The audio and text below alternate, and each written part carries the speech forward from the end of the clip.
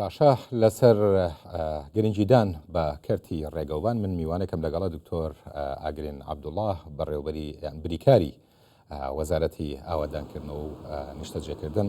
دکتۆرم کاتت باش، لە ساڵانی ڕابردووە سێبینی لەسەر ڕێگەوبانی دەرەوە هەبوو بە شێوەیەکی گشتی. ئەکرێت پێمان بڵێیت لە ماوەی کابینەی نوێی حکوومەتی هەرێمی کوردستانە تا چەند توانیتان ئەم تێبینیانە و ئەوەی کە هەیە لەسەر ڕێگاوبانی دەرەوەی شار چارەسەری بکەن وەکو وەزارەتی ئاوادانکردن. بەڵێ زۆر سپاس بۆ ڕەخساندنی ئەم دەرفەتە. سڵاو و ڕێزم بۆ بینەرانی خۆشەویستی کوردستان 24. لە ڕاستیدا یەکێک لە بەرگە سەرەکیەکانی بەرنامەی جەنابی کاک مەسرور سەرۆکی حکوومەتی هەرێمی کوردستان هەر لە سەرەتا ئەم کابینەیەوە مادەی پێنجەم لە بواری خزمەتگوزاری گرنگیدان بوو بە تۆڕی ڕێگاوبانی دەرەکی و فعلان ئەم پەیامە یان با بڵێن ئەم پەیمانە بە تەواوەتی حەدێکی زۆری هاتە دی. وەزارەتی ئاوادانکردنەوە کە لایەنی بەرپرسە لە گرنگیدان بە ڕێگاوبانی دەرەکی دەرەوەی سنووری شارەوانەکان ژمارێکی زۆر لە پرۆژەی جۆرە و جۆری جێبەجێ کرد لە ماوەی ئەم 5 ساڵی ڕابردووە بە پێی و ئامارانی کە لای ئێمەیە 595 پرۆژەی ڕێگاوبان جێبەجێ کراوە کە 75 پرۆژەی گەورە و استراتیجین پرۆژەی شادەماری تایە، پردی گەورەی تایە، تونێلی تایە و ئەوانی تریشی سیانە چاکردنەوەی ڕێگاوبانەکان و پرۆژەی مامناوەند و بچووکن و ڕێگەی گوندەکانن.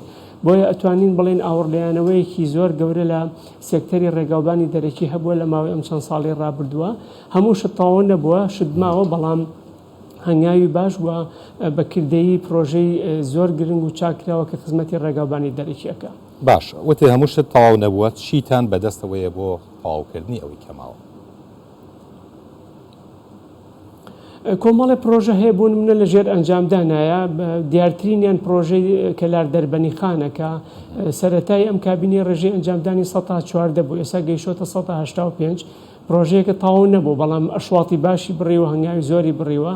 پرۆژەیەکی تریکی حەساس کە هەمانە ڕێگەی هەولێر کۆیە، قۆناغەکانی هەولێر کۆیە کە زۆر هەوڵ ئەین ئەویش بکوێتەوە کار. پرۆژەی دوکان خەلەکان و بەستنەوەی خەلەکان بە چوار قوڕنەوە ئەویش یەکێکە لە پارچەکانی شادەمانی ڕێگاوبان کە وەکو وەزارە زۆر مەبەسمانە و کاری لەسەرەکەین کە بودجێ بۆ دابین کرێ بکوێتەوە کار. باشە دکتۆر، هەندێک لە ڕێگاکان پێویستیان بە نۆژەنکردنەوەیە، ینی جیالەوە، ینی ڕێگاکە هەیە بەڵام لە هەندێک شوێنە پێویستیان بە نۆژەنکردنەوەیە. بۆ ئەو ڕێگایانە چیتان کرد؟ ئێستا وەکو وەزارەتی ئاوادانکردنەوە 11 بەڕێوەبەرایەتی فەرمانگەمان هەیە لەسەر تاسەری هەرێمی کوردستان دابەش بوون لە هەر چوار پارێزگا و هەر چوار ئیدارە سەربەخۆکان ناویان بەڕێوەبەرایەتی چاکردنەوە و پاراستنی ڕێگاوبانەکان. ئەم بەڕێوەبەرایەتیانە بەڕاستی بە شێوەیەکی بەردەوام هەموو ڕۆژەکانی هەفتە، هەموو هەفتەکانی مانگ 12 مانگەی ساڵ تیمیان هەیە سیانەی ڕێگاکانەکە. ئیتر ئەو سیانانە جاری وا هەیە، سیانەی بچووکە، جاری واشەیە، پرۆژەی گەورەیە لەژێر ئیشرافی ئەو بەڕێوەبەرایەتیانە و پێی پلانەکانی وەزارەت کار ئەەکەن.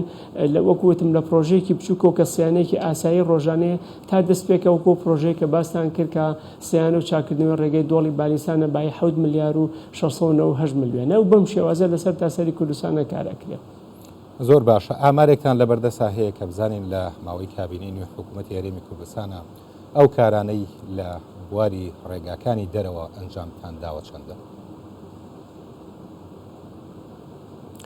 وەکو لە سەرەتا ئاماژەم پێە 595 پرۆژەی ڕێگاوبان 100% ئینجاز بوون لە ماوەی ئەم 5 ساڵەی تەمەنی کابینەی نوێمی حکوومەتی هەرێمی کوردستان. پرۆژەی گەورە و استراتیجی تێدایە وەکو بە دووسایتکردنی ڕێگای نێوان هەولێر تا دووهۆک تا زاخۆ، وەکو پردی تایە، وەکو پردی زەی گەورە، وەکو پردی دەربەندی ڕانیەکە تەواو بوون، تونێلی پیرمام و بەستەرەوەکان یەکێک بوو لە پرۆژە گەورەکانی ترکە تەواو بوون و پرۆژەی سیانەی تایە، پرۆژەی مامناوەندی تایە و ڕێگەی گوندەکانیشی تێدایە.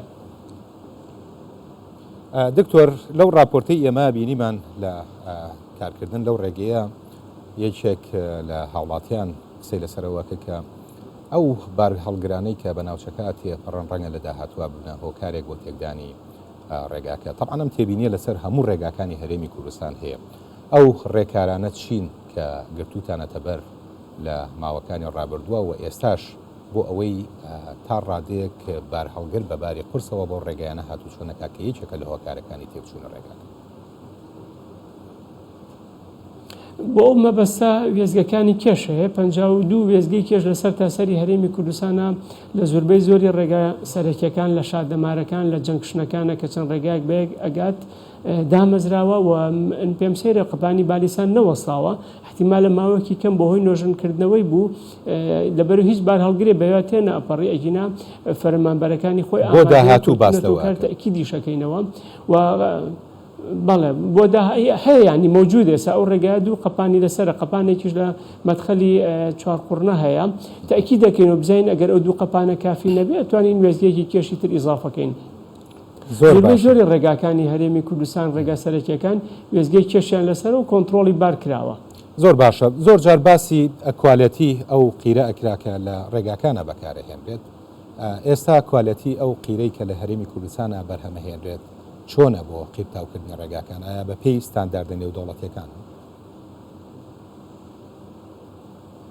بەڵێ وەکو قیری شل ئێسا ئەو قیرەی کە خۆشببختانە کۆمەڵێک پاڵاوتگە و کۆمەڵێک کارگەی تایبەت بە بەرهێمێنانی قیری شل هەن لە هەرێمی کوردستانە کوواڵەتی قیرەکان زۆر باشە لە شوێنەکانی تری عێراقەوە لە وڵاتانی دراوسێ ئەکردێن ئەبرێن ینی وەکو قیری شل کوواڵەتەکەی زۆر باشە وەکو خەبتاتی قیریش وەکو تێکەڵی قیریش ئێستا بە باشترین مواسەفات کارەکەین پۆلیمەر بەکارهێنین بە نظامی پیجیمان هەیە کە ئەمە تازەترین تەکنۆلۆژیای قیرتاوکردن لە ڕێگەبانەکانە بەڵام ئەبێ ینی ئاگاداری یەک تێبینی بین زۆر جار ئەگەر ڕێگایەک بە کوواڵەتێکی باشیش بیکەی بەڵام بۆ ئەو دروست کرابێت کە تەحملی بۆ نمونە 500 بار هەڵگرکە بەڵام 1500 بێتە سەر ئەگەر بە کوواڵەتی باشیش بیکەیت تەحملی ناکە بۆیە زۆر جار کە لێشاوی ژمارەیەکی زۆر بار هەڵگر فوجائیەتە سەر یەکێ لە ڕێگاکان بە حەقە تەحملی ناکە بە تایبەتی ئەو ڕێگایانی کە بە دوو ئیتیجاها ئەڕۆن و دوو لێنن ینی دوو ساید نین با بڵێن بە تەسمی ناو خەڵکە ئەوترێ دوو ساید نییە لەو حاڵەتەیە گە ژمارەی بار هەڵگرەکان زۆر بێ ئەگەر کوواڵەتی قیریش باش بێ ڕەنگە تەحمل نەکات بەڵام وەکو عامەتەن مواسەفاتی ئەندازیاری بەگشتی پرۆژەکانمان مواسەفاتی ئەندازیاری بەرزیان هەیە. دکتۆر ئاگرین عەبدوڵڵاه بریکاری وەزارەتی ئاوادانکردنەوە و نیشتەجێکردن سپاس بۆ بەڕێستە.